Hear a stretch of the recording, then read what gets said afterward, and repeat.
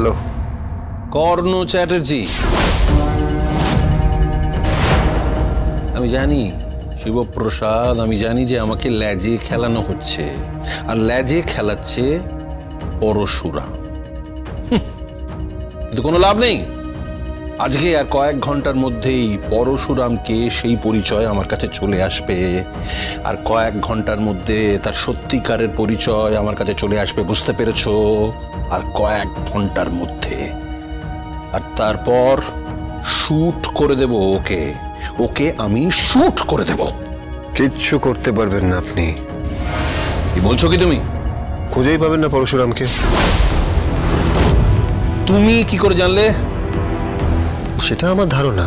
আর তার সঙ্গে সঙ্গে আপনাদের ওই এনজিওর আড়ালে যে অপরাধ করে চলেছেন তারও বিনাশ ঘটবে।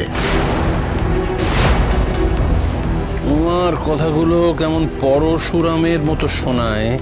না না না না না, আমার কথাগুলো খুব কমন ম্যানদের মতন শোনায়।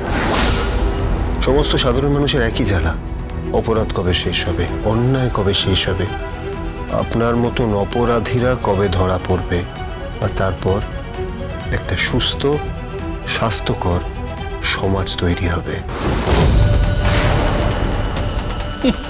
সমাজ?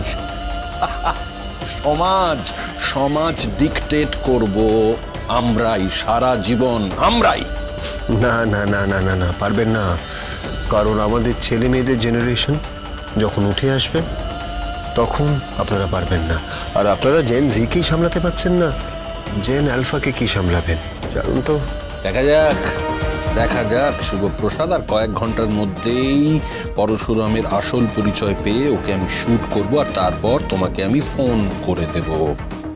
আর তারপর তোমার স্ত্রীর পালা, তটিনী গাঙ্গুলি।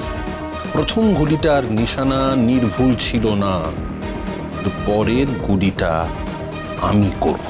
তাহলে আপনিও আপনার ছেলের মতো জেলে যাবেন। তাই বলছি, এই ভুলটা করতে যাবেন না। আমার ছেলের জন্য আমি উচ্চ আদালতে অ্যাপিল করেছি। আই এম শিওর যে ওখান থেকে বেল পেয়ে ও বেরিয়ে আসবে, কবির বেরিয়ে আসবে। হ্যাঁ, আসবে, কবির বেরিয়ে আসবে। আর তারপর শেষ টার্গেট তুমি, শিবপ্রসাদ গাঙ্গুলি, বীমা কোম্পানির কমিশন এজেন্ট।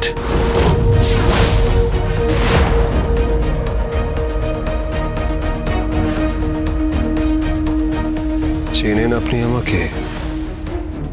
এই কমন ম্যান পরশুরামকে আপনি চেনেন না।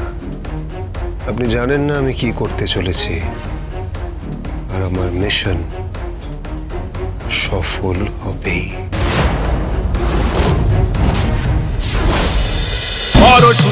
পরশুরাম আজকের নায়ক, সোম থেকে রবি প্রতিদিন রাত ৮টায় স্টার জলসায় ও জিও হটস্টারে।